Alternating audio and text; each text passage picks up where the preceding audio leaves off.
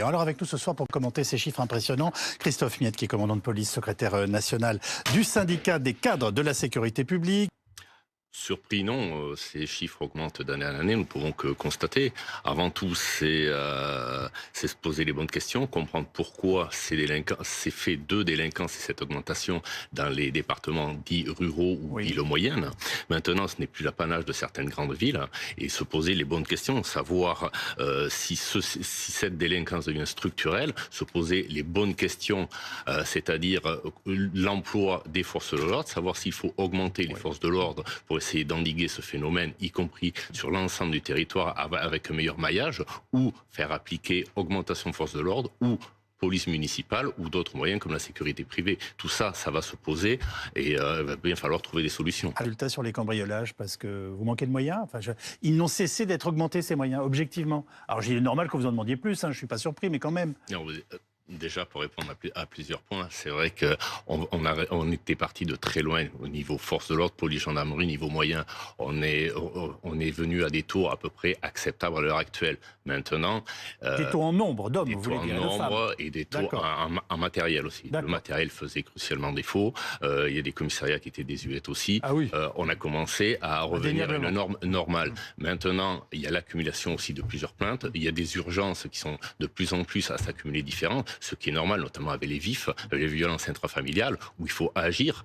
Et pour répondre à cette question, concernant des fois on appelle et il n'y a personne, dans les villes moyennes, on gère l'urgence. Il y a peu de nombre d'effectifs, que ce soit police ou gendarmerie. Ils sont très polyvalents, il faut leur rendre hommage déjà, par rapport à des grandes villes qui pourraient agir différemment. Maintenant, il y a plusieurs causes à cela.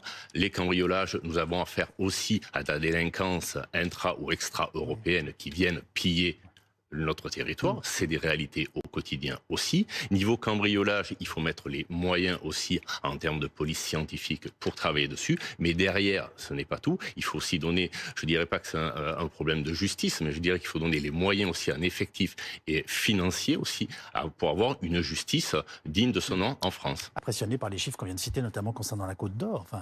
On ne peut être qu'impressionné par ces chiffres-là, mais ces faits de délinquance et cette hausse est généralisée depuis des décennies. Ça existe les gangs de cambrioleurs qui, comme ça, qui éclusent toute la France. Ça existe au niveau de la France, à faire 400-500 km par nuit. Ça existe avec des équipes qui viennent de l'étranger, notamment des pays de l'Est à une certaine époque, même encore.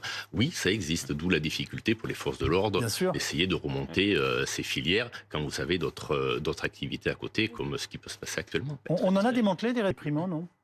C'est déprimant, mais... Vous n'êtes pas rentré dans ce métier pour faire ça.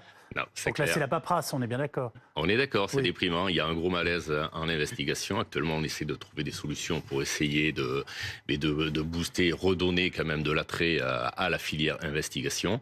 On est en pleine mutation dans cette filière, espérant qu'on trouve les bonnes solutions pour essayer d'endiguer ce phénomène. Et vous avez bien compris, il y a une crise de vocation chez les enquêteurs?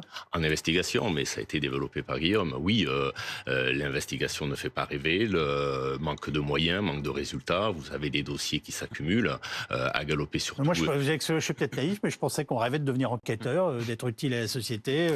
On peut l'être, mais vous êtes aussi découragé par peut-être, oui, par le manque de moyens que vous pouvez avoir pour investiguer, par le suivi qui est donné par la justice également, parce que la justice manque de moyens aussi. Oui.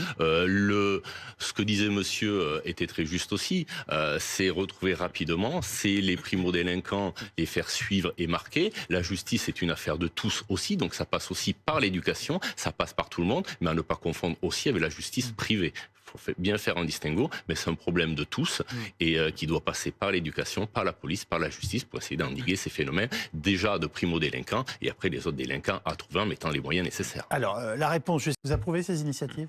Oui, c'est ce que je disais tout à l'heure. La sécurité est une affaire de tous, mais il ne faut pas confondre avec la justice privée.